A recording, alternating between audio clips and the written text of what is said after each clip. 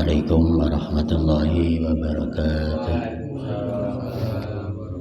Alhamdulillahi rabbil alamin. Salatu wassalamu ala asyrafil anbiya'i wal mursalin Sayyidina wa maulana Muhammadin wa ala alihi wa ashabihi ajma'in. Amma ba'du. Pada seluruh jamaah salat subuh rahimakumullah, seperti biasa mari kita awali pengajian ini dengan basmalah. Bismillahirrahmanirrahim. Qala al-muallif rahimahullah ta'ala wa nafa'ana bihi bi ulumihi fid dharain amin ya rabbal alamin. Wa mashu ba'dir ra'si ay al-fardur rabi'u mashu ba'dir ra'si liqauli ta'ala wa masahu bi ru'usikum. Wa laysal muradu huna mashu jami'ir ra'si li haditsil Mughirah anna Nabiya sallallahu alaihi wasallam masaha binasiyatihi wa imamatihi wa alal khuffain. Fardu yang keempat dari fardu wudu adalah mengusap sebagian kepala. Mashu ba'dir ra'si, yang dimaksud mengusap sebagian kepala bukan berarti seluruh kepala tidak boleh, dan memang juga tidak harus seluruh kepala. Alasannya ada hadis Nabi menyebutkan bahwa Nabi berwudu mengusap rambut yang ada di ubun-ubunnya, wa ala imamatihi, juga mengusap yang ada di atas sorban beliau, wa alal khuffaini, dan juga membasuh kaki hanya mengusap mojah atau sejenis sepatu. Jadi ini kaitan dengan fardu wudu yang keempat, mengusap sebagian kepala. Memang ayatnya wamsahu biru'usikum, usaplah kepala kalian. Itu bukan berarti seluruh kepala, tapi seluruh kepala boleh, tapi bukan wajib. Yang wajib sebagian kepala. Jadi kalau yang wajib sebagian, kalau seluruhnya hukumnya sunnah. Ya, cuman yang bagus dua-duanya kalau kondisinya memungkinkan. Jadi kalau ngusap kepala kan cuman begini saja, ya kan. Tapi kalau rambut semua kepala berarti kan semuanya begini. Ya. Cuman kalau mau semuanya, aturannya ke belakang baru ke depan. Gitu. Jadi begini, air begini ke belakang, tarik ke atas. Itu kalau seluruh kepala. Ya, cuman kalau anak muda biasanya nggak mau, nanti nyisirnya acak-acakan. Ya, bosan. Ya kan begini kan, ini yang bawah dulu, seret, baru yang jarinya ke atas, ke depan, otomatis rambutnya acak-acakan gitu kan ya. Itu kan anak muda ya Pak Haji. Kalau udah tua kayak kita ya nggak apa-apa, nggak apalagi yang nggak ada rambutnya nggak apa-apa. Ya kalau ngusap sebagian cuman begini aja. Jadi begini bila selesai, misalnya mau dilanjutkan yang sunnah juga boleh. Itu ngusap sebagian kepala yang wajib. Kalau seluruh kepala ini tidak wajib tapi sunnah. Alasannya nggak wajib seluruhnya apa? Karena Nabi sendiri pernah mengusap kepala hanya di rambut ubun-ubunnya. Makanya yang afdol rambut kepala juga rambut yang ada di ubun-ubun. Seandainya di luar ubun-ubun juga boleh, cuman Nabi yang pernah di sini rambut yang di ubun-ubun itu juga bisa berarti di luar ubun-ubun boleh. Jadi di sini juga boleh, sini juga boleh. Cuman kalau di sini kayaknya orang jarang mengusap kepala di sini, kayaknya jarang ya. Ya karena memang afdolnya yang rambut ubun-ubun di sini. Ya tentu kaitannya dengan keimanan, ya, bahwa bagian dari hikmah wudu itu kan memudahkan orang husnul khotimah. Itu faedah wudu diantaranya memudahkan orang husnul khotimah. Kenapa? Ya karena tadi ketika dia wudhu ngusap ubun-ubun, sedangkan ubun-ubun tempat keluarnya nyawa manusia. Ya, jadi nyawa itu keluar lewat ubun-ubun kalau orangnya yang baik.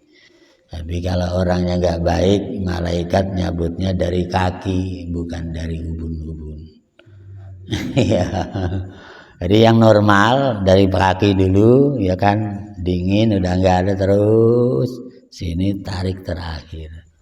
Makanya ngusap kepala di ubun-ubun itu diantara hikmahnya itu memudahkan nyawa keluar nanti husnul khotimah itu. Tapi kalau orang-orang jahat biasanya nggak lewat ubun-ubun, lewat kaki. Jadi dimatikan dari atas dulu, bawah. Nanti yang terakhir kaki. Ya, karena ke kaki otomatis bukan jalannya kan. Ya, kalau lewat kaki namanya bukan jalannya nyawa. Ya, sehingga matinya lama. Ya, karena ke kaki kan, bukan lewat pintunya. Ya, itu biasanya orang-orang yang durhaka melampaui batas. Biasanya tukang santet, tukang teluh gitu, itu dicabutnya dari kaki. Makanya istrinya juga nggak berani nungguin. Ya, udah pasti ketendang. Ya, sakaratul mautnya kan di sini terakhir, nendang sana, nendang sini, meja hancur, semua hancur. Lah kalau istrinya di samping, istrinya hancur, ya kan gitu. Iya kan ya. Hanya tukang-tukang santet itu matinya nggak ada yang nungguin, istrinya juga nggak berani, hancur istrinya nungguin, ketendang-tendang. Ya udah biasanya dikunci di kamar, mati kata istrinya, ya daripada saya yang hancur. Ya itu makanya kalau orang tukang santet istrinya nggak nasehati bahaya, nantinya dia sendiri yang bahaya. Itu ya, cuman gitulah, kadang-kadang orang pengen ngejar jabatan harus main santet, itu Pak Haji ya. Iya, kadang-kadang ngejar jabatan main santet. Ya, dia pengen jadi wali kota main santet, pengen jadi gubernur main santet. Nanti matinya baru ngerasain. Ya, itu ngusap kepala diantara faedahnya kayak begitu, memudahkan ruh keluar dari ubun-ubun yang normal itu. Ini diantara faedahnya. Kemudian rawah Muslim bali anna man amar yadahu ala hamatil yatim saka ayyuqala masawi rasi wa hinaidin fal yajib man tamayan taliqu ali ismul mashi walau ba'da sya'ratin au qadrihi minal basyara. Nah, itu kan yang punya rambut. Lah sekarang kalau rambutnya botak, ngusap rambutnya gimana? Ya kan mungkin aja kan suatu saat rambutnya habis botak.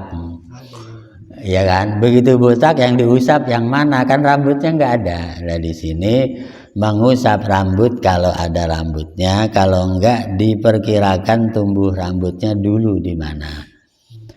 Ya kan waktu belum botak kan dia tahu dulu rambutnya sebelah mana, ya kan? Ya kan, ada yang jidatnya lebar berarti sebelah sini. Ada yang jidatnya sempit berarti sebelah sini, tapi dulunya kan ada rambutnya. Cuman seiring perjalanan waktu entah karena apa lalu botak. Ya orang botak itu sebabnya pasti panas. Cuman panas itu sebabnya juga banyak. Ada yang panas karena sakit yang namanya tipes, langsung rambutnya habis. Ya karena saya dulu pernah punya adik perempuan, sakitnya tipes, rambutnya habis banyak. Perempuan rambutnya habis, botak gitu, hawa panas. Tapi setelah sembuh tumbuh lagi, ya namanya anak kecil. Ada lagi panas rambut botak itu disebabkan karena mikir. Ya makanya banyak profesor rambutnya botak, panas mikir, ya kan ya. Ada lagi botak karena panas pakai helm, tukang ojek. Ya. Kemana-mana ojek terus, ke Jakarta ngojek, akhirnya rambutnya kepanasan botak. Bukan botak mikir, tapi botak ngelekep karena helm. Intinya sebabnya panas, cuman sebabnya beda-beda. Ya makanya jangan dianggap orang botak itu pinter, belum tentu. karena sebabnya beda-beda gitu loh ya. Ya ada yang sebabnya mikir, iyalah itu ya pinter buta karena mikir jadi profesor ya Pak Haji ya. Tapi kalau karena ngojek bukan karena pinter, karena panas ketutup helm gitu butaknya. Ya itu kan ya. Makanya jangan disamakan orang butak pasti pinter, belum tentu, beda-beda.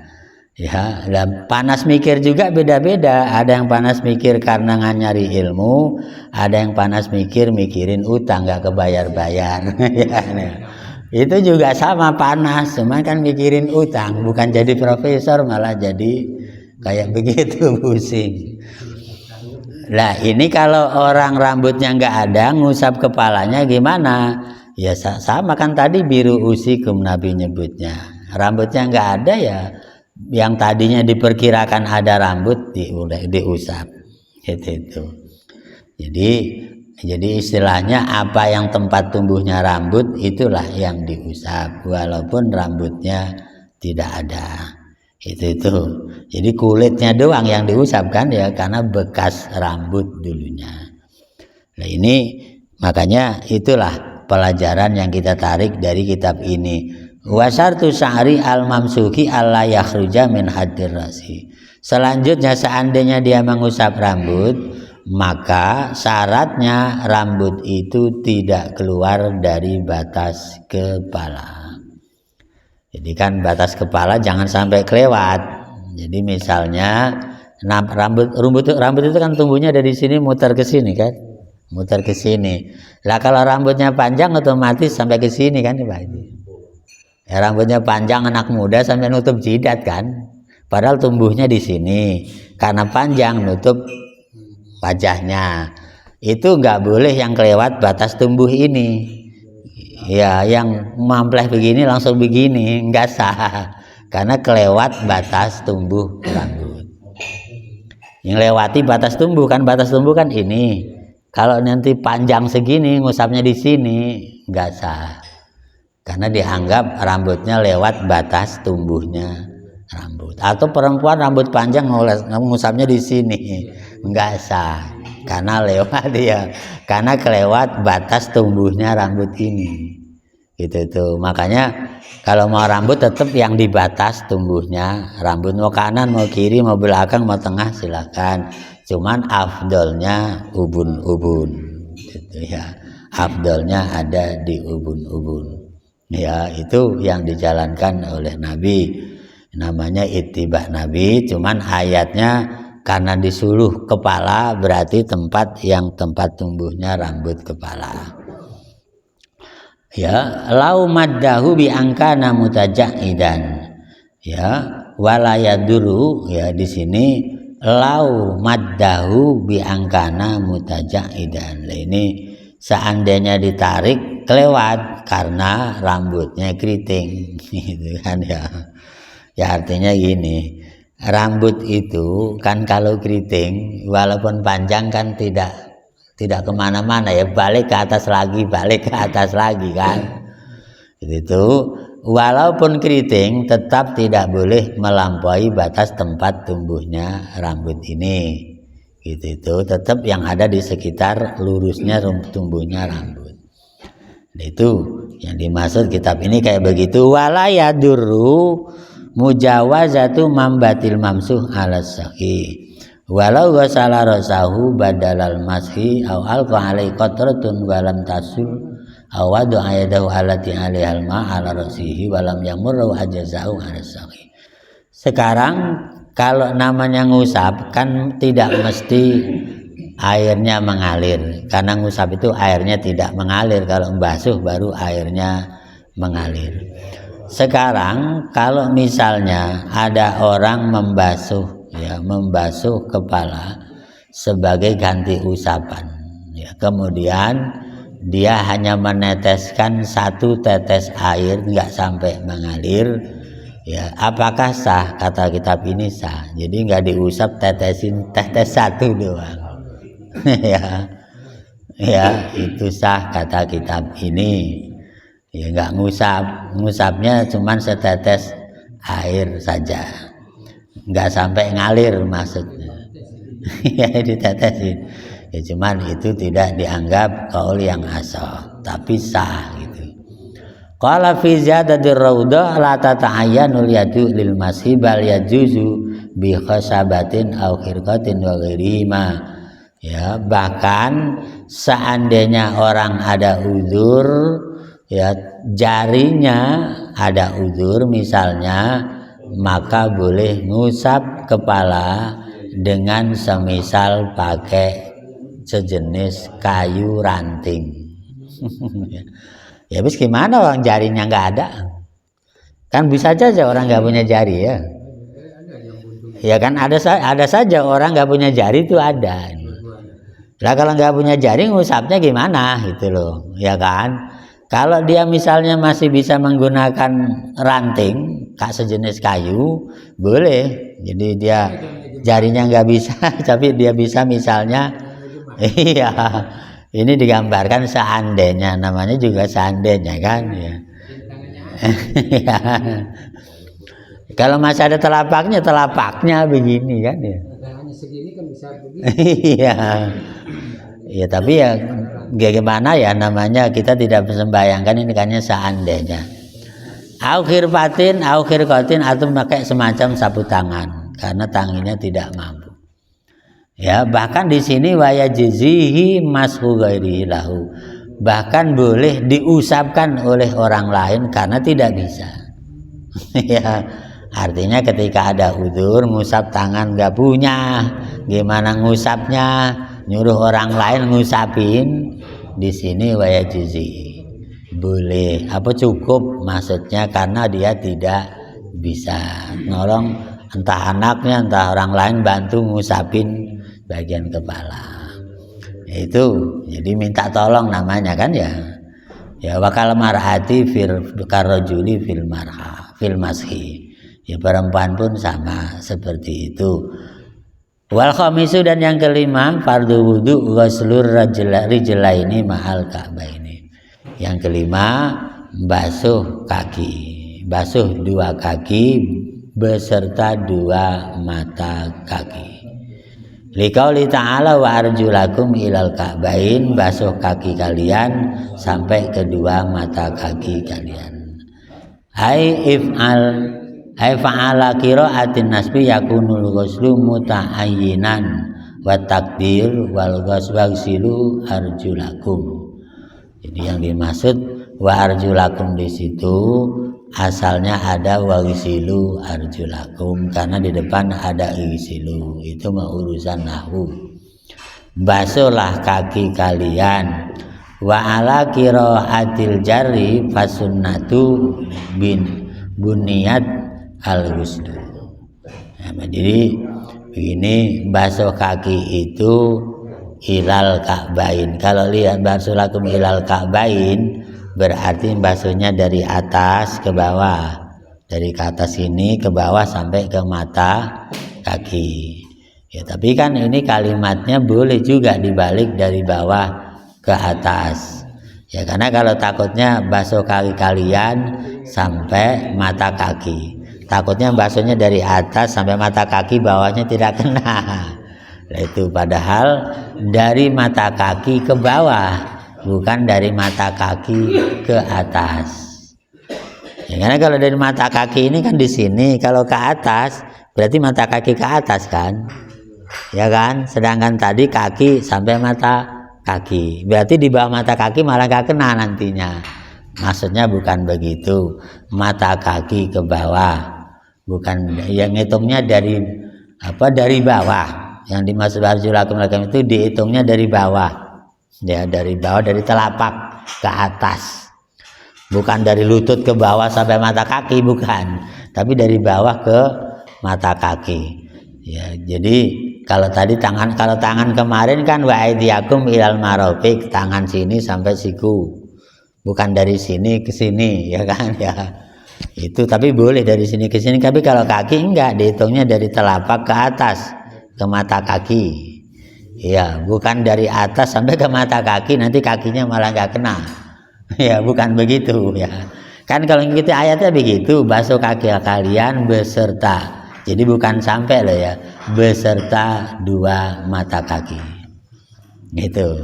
Jadi basuh kaki berikut mata kaki tapi dari bawah, bukan dari atas. Gitu itu.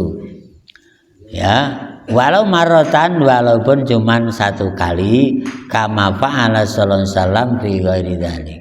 Seperti Rasul juga pernah melakukan itu, hanya satu kali membasuh kakinya.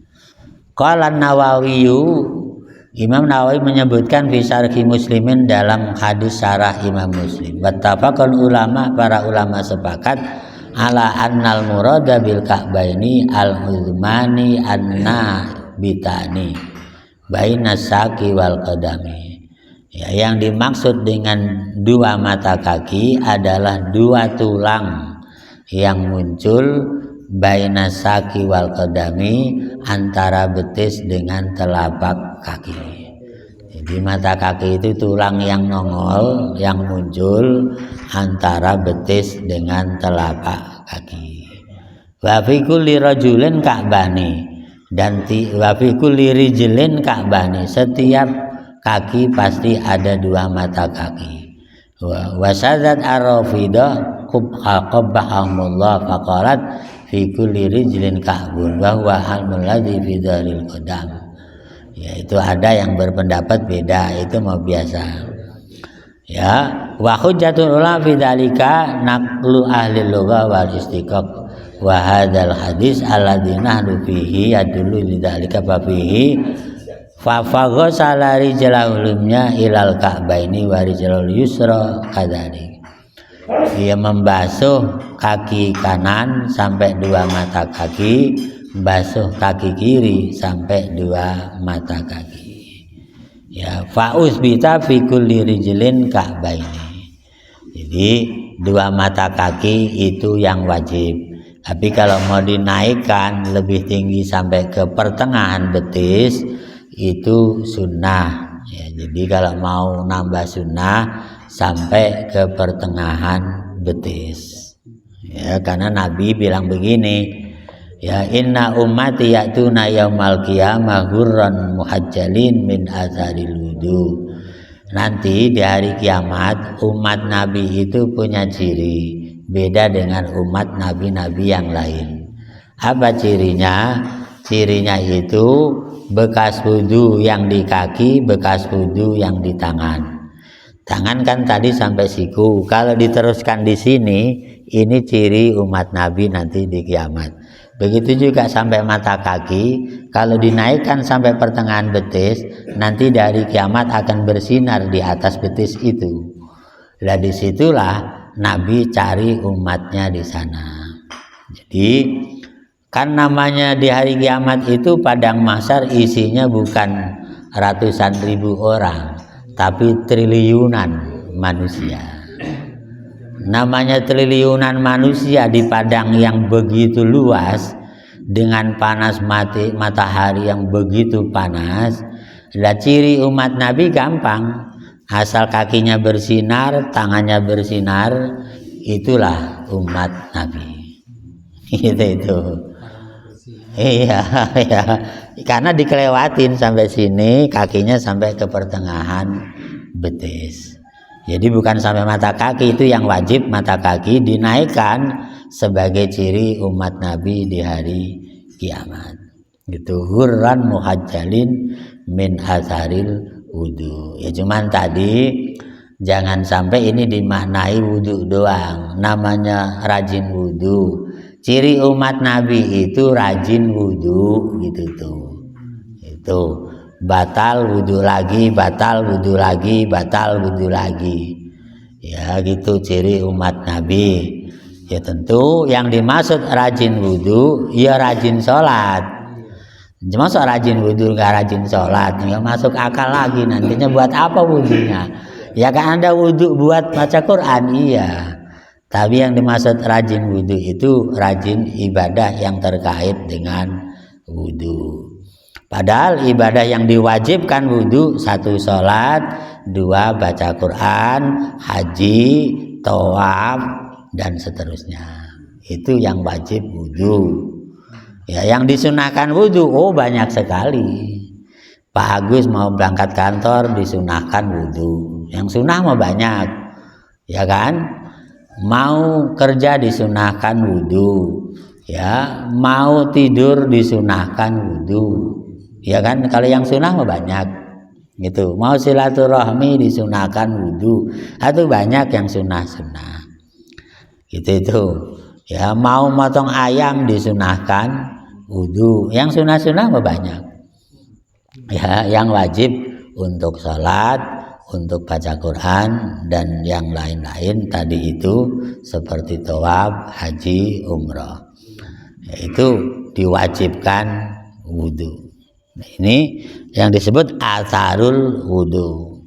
Ya, makanya di Al-Quran pun juga seperti itu, ciri umat Nabi itu atharul wudhu. Ya, ruk'an sujadan, yaitu rajin ruku' dan sujud, artinya juga rajin sholat. Itu kalimatnya seperti itu, mashu apa, ghuslur rijlain.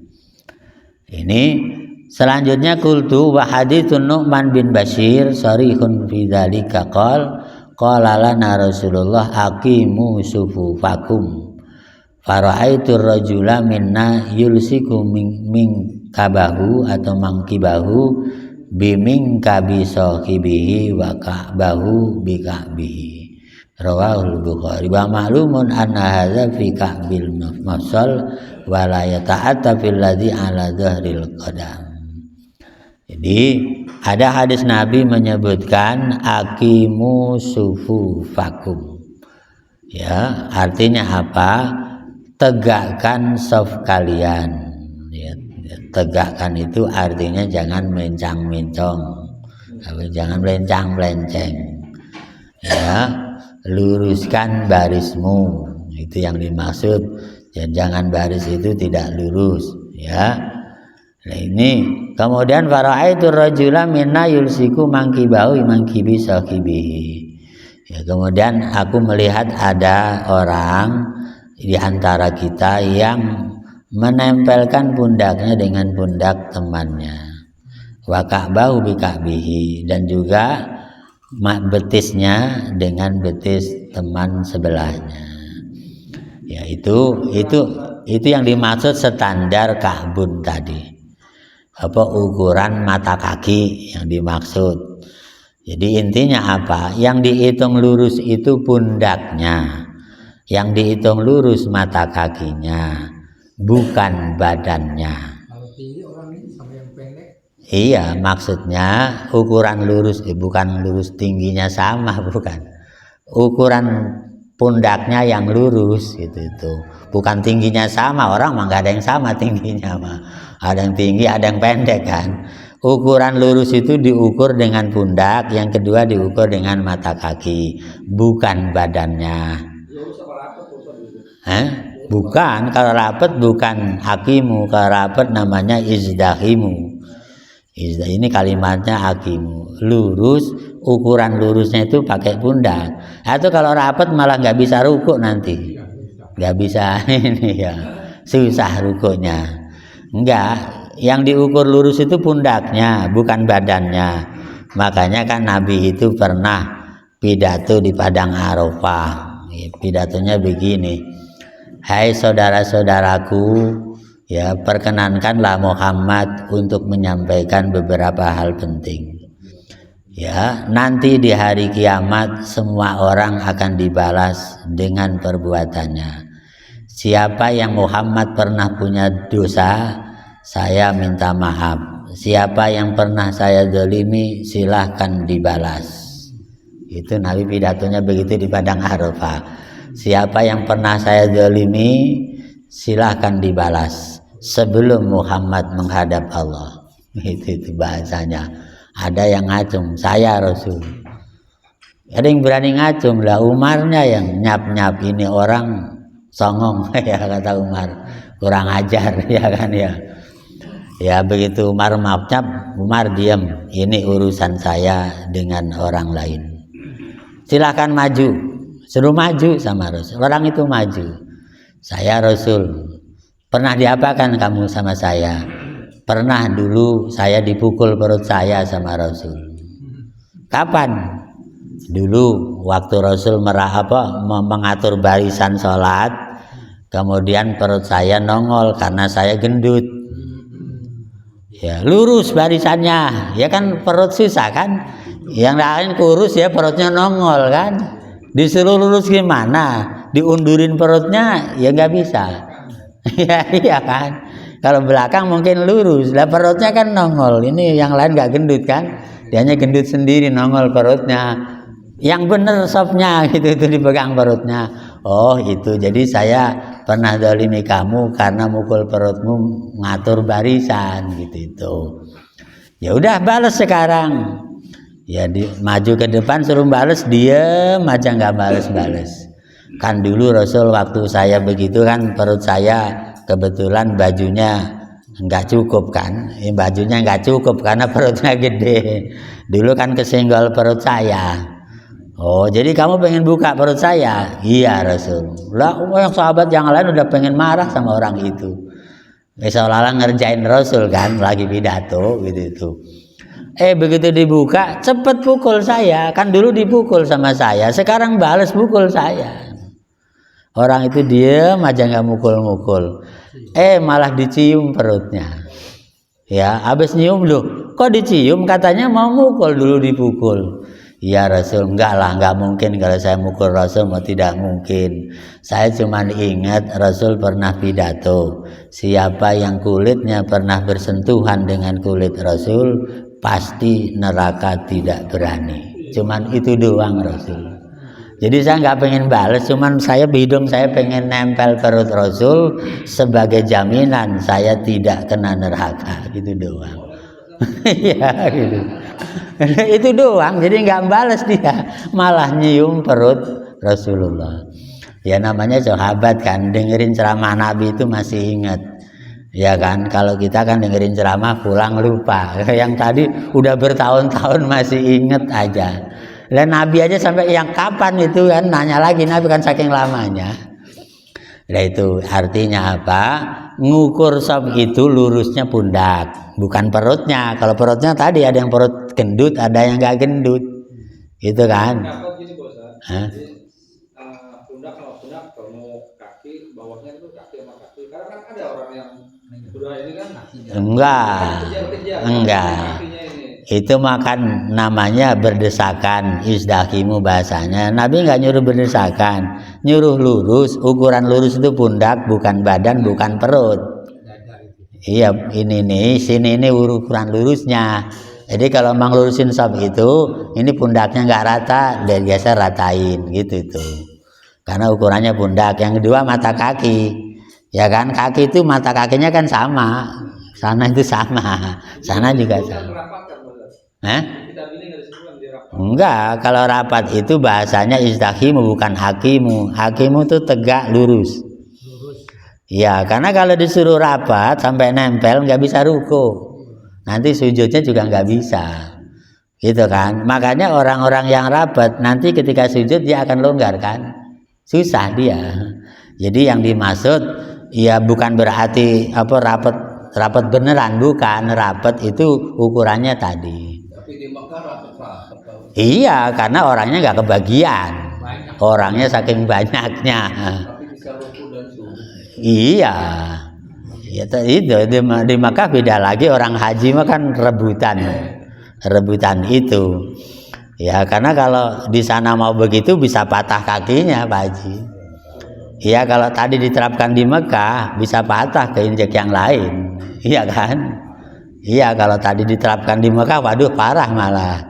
Boleh jadi sholat kakinya patah, ya kan gitu. Jadi tetap aja di situ bukan suatu kewajiban.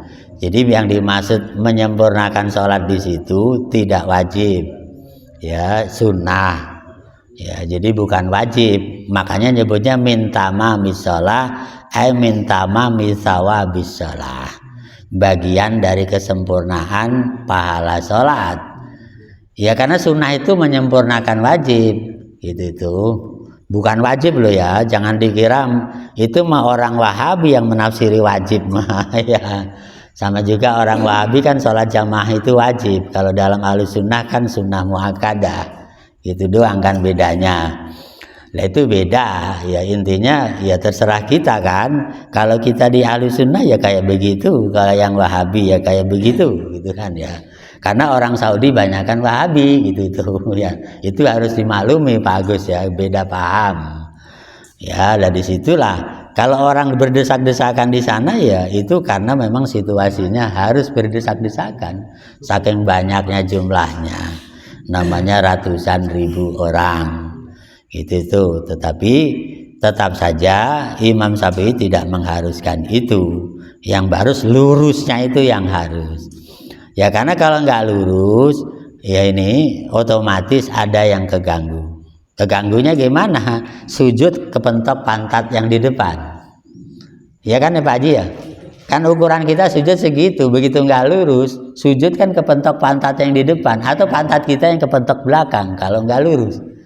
Karena kita keambil kan, harusnya jarak segini, ini di sini nggak lurus kan, otomatis ada yang keganggu. Bahkan di Mekah melingkar begitu, tidak lurus. Apalagi Mekah, ya kalau di Mekah kan Ka'bahnya di tengah, otomatis melingkar, ya kan? Ya kalau kita kan Ka'bahnya di sana, nggak mungkin melingkar, ya kan? Udah situasinya jangan disamakan. Makanya ada orang pulang haji jadi bodoh itu gara-gara tidak memahami. Iya, karena Ka'bah di tengah, di sana juga sholat boleh ngadep kemana aja, lalu pulang ngadep kemana aja lah, beda. Oh di sana Ka'bahnya di tengah, dari sana ngadep sini, dari sana ngadep sini. Lah kalau pulang di kita di sini mau disamakan. Pulang sholat ngadep sana kayak di Mekah, itu mah tolol bukan malah pinter. Ada kan yang begitu, ada gitu, ada yang begitu itu. Ya makanya tadi harus ada ilmunya. Ya makanya orang di sana disamakan ya beda, orang Ka'bahnya di tengah, sholatnya muter, ya kan gitu itu. Ya itu makanya di sini hukum fikih itu rapi kalau kita ikuti dari mulai yang paling dasar Al-Quran, hadis Nabi sampai pernyataan para ahli fikih yang mengkaji tentang sejauh mana batasan kaki, batasan kepala dalam hal wudhu. Ya supaya apa? Supaya lebih rapi lagi. Makanya kalau kita cerita fikih dasarnya Al-Quran, dasarnya hadis Nabi, tapi belum dirinci. Sehingga dalam aturan itu Al-Quran itu bukan kitab fikih, tapi kitab rujukan fikih. Hadis Nabi bukan kitab fikih, tapi rujukan dalil fikih. Ya fikihnya yang sudah dibahas luas itu. Karena kalau kita mengikuti Al-Quran itu ya belum bisa prakteknya bagaimana. Karena di sana umum. Contoh Al-Quran itu kan nyuruh sholat. Aqimus sholat, laksanakan sholat. Cara sholatnya kan nggak ada di Al-Quran. Teknisnya nggak ada. Ya makanya Nabi Muhammad itu pulang Isra Mi'raj belum wajib sholat karena sholatnya belum bisa gitu. Sehingga dalam fikih pulang Isra Mi'raj subuh Nabi tidak wajib sholat karena belum bisa sholat. Jadi pagi Jibril datang lagi, Muhammad ini pagi adalah jadwal belajar sholat, kamu belum wajib sholat subuh karena belum belajar sholat. Ya kan, semalam baru perintah sholat tapi juklaknya belum. Ya. Juknisnya belum, juklaknya belum. Itu. Sehingga paginya Jibril datang lagi, kamu belajar sholat sama saya. Jadi Nabi Muhammad itu belajar sholat sama malaikat Jibril. Itu. Belajar pagi-pagi gini sholatnya Muhammad. Salat Jibril wassalamu Jibril di depan, Nabi di belakang ngikuti. Tapi ngikutinya bacaannya kenceng karena namanya juga belajar. Jadi kalau orang belajar sholat, bacanya yang kenceng biar gurunya tahu salah benarnya. Itu. Belajar sama Jibril, dapat 4 rakaat, salam. Kemudian Jibril nanya, Muhammad, kamu tahu nggak? Ini sholat apa? Enggak tahu Jibril. Ini namanya sholat zuhur. Oh zuhur. Salat lagi, ngikutin lagi Nabi di belakang 4 rakaat, salam lagi. Ahmad tahu nggak ini sholat apa? Nggak tahu Jibril. Kalau jumlah rakaatnya mau mirip, cuman namanya apa saya nggak tahu. Jibril bilang ini namanya sholat asar. Ya, sholat lagi Jibril. Di situ lah ini kok beda 3 rakaat. Tanya lagi Muhammad tahu nggak ini sholat apa? Nggak tahu Jibril. Ini namanya sholat maghrib. Itu sholat lagi 4 rakaat mirip. Tanya lagi Muhammad tahu nggak ini sholat apa? Nggak tahu Jibril. Ini namanya sholat isya. Sholat lagi 2 rakaat, salam lagi, nanya lagi. Namanya apa Muhammad? Nggak tahu. Ini namanya subuh. Dengan kata lain, nama sholat 5 waktu dikasih nama oleh malaikat Jibril. Gitu tuh. Jadi perintah sholat 5 waktu belum dikasih nama.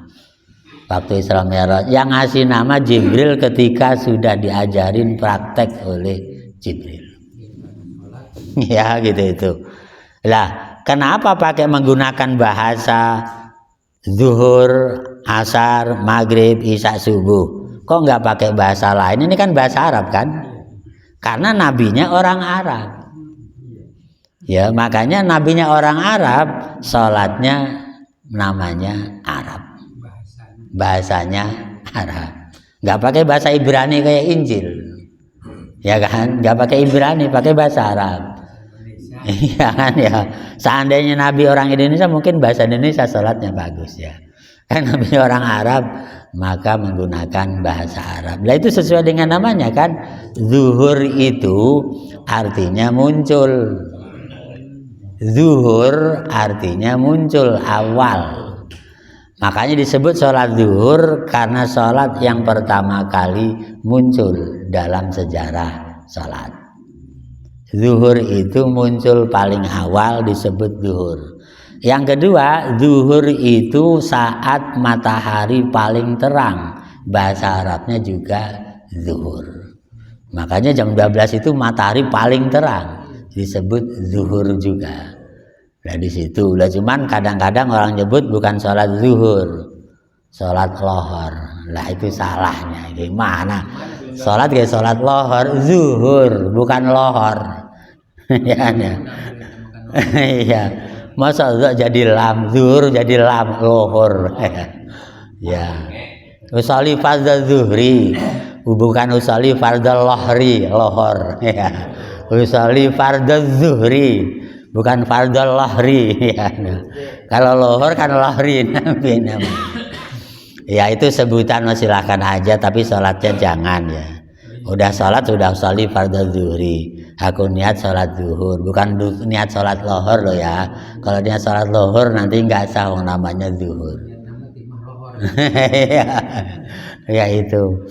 Kemudian asar. Asar itu waktun sariun. Asrun itu waktu yang cepat pergi. Makanya disebut sholat asar, waktunya cepat pergi. Ayo kalau kita main voli asar belum sholat, nggak kerasa maghrib bablas nggak sholat asar. Itu asrun. Makanya disebut sholat asar. Asrun, asar. Ya asrun. Waktu wal asri innal insana lafi husrin. Asrun itu waktu yang cepat pergi itu loh, nggak kerasa udah hilang aja. Kemudian maghrib. Maghrib itu dari kata ghoroba yaghrubu, artinya terbenam.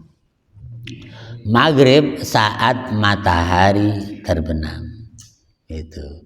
Jadi begitu matahari terbenam, orang sudah boleh sholat maghrib. Karena maghrib itu matahari terbenam maknanya. Iya itu. Ya makanya kalau isya, lah isya itu kan bahasa Arab. Kalau orang Arab nyebut isya itu makan malam bagus. Hal ta'asyaita, sudah makan malam kamu gitu. Iya kan itu. Jadi isya atau asya artinya makan malam.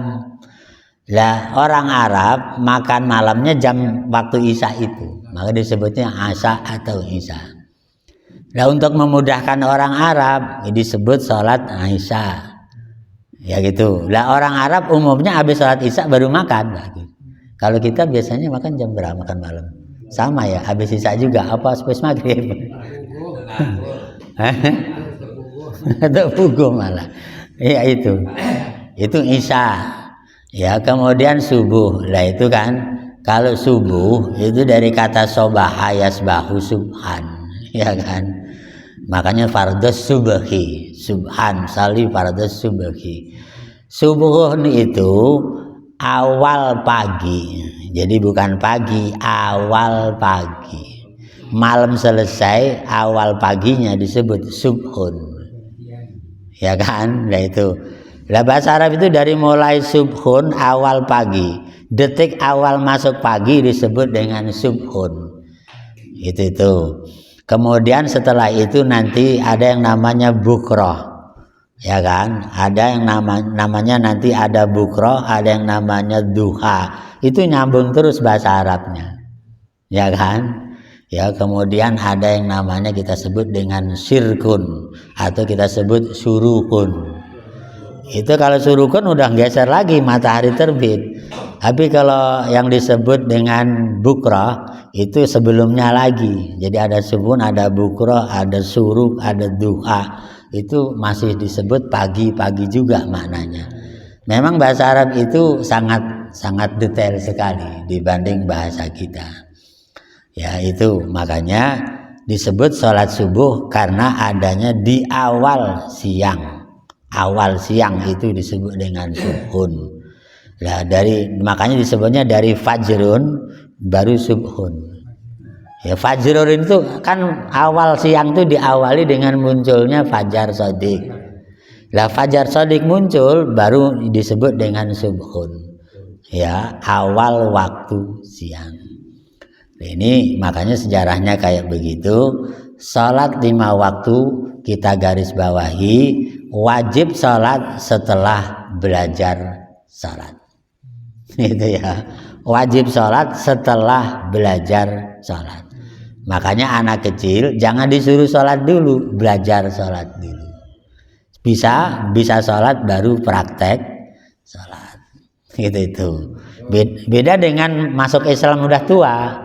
Kalau masuk Islam sudah tua, mu'alaf, begitu syahadat dia wajib sholat walaupun belum bisa sholat. Tapi kalau anak kecil, belajar dulu sholatnya, baru disuruh sholat.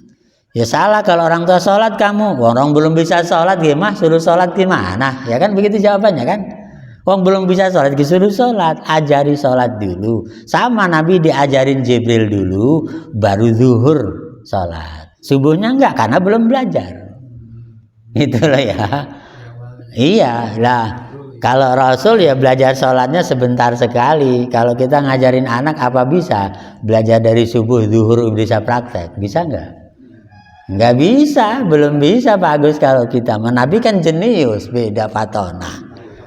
Lah kalau anak kita belajar Fatihah dari subuh sampai zuhur dengan tahiyat kayaknya belum bisa Pak.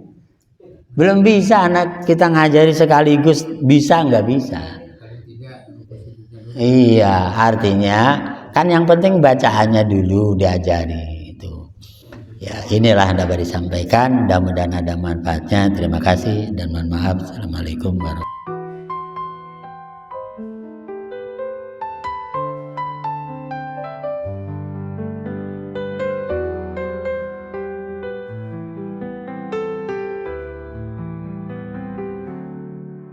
Di saat gelap datang, kita ingat yang terang. Lewat almaun kita diajak untuk peduli semua tentang memberi makan anak yatim yang kekurangan, yang menolak begitu kasihan. Mereka lupakan iman. Jangan lupa hidup untuk sesama kita. Al-Ma'un mengingatkan kasih sayang di sana. Lihatlah sekelilingmu, Ada banyak yang perlu bantu dalam ketulusan kita temukan makna hidup sesungguhnya.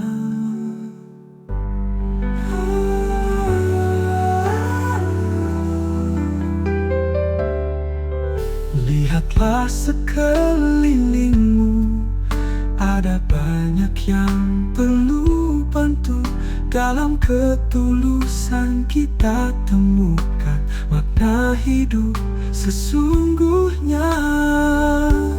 Jangan lupa hidup untuk sesama kita. Al-Ma'un mengingatkan kasih sayang di sana. Lihatlah sekelilingmu, ada banyak yang perlu bantu dalam ketulusan kita temukan. Bukan ayat yang suci, berbagi itu berarti berbakti dalam hati, menghapus segala iri.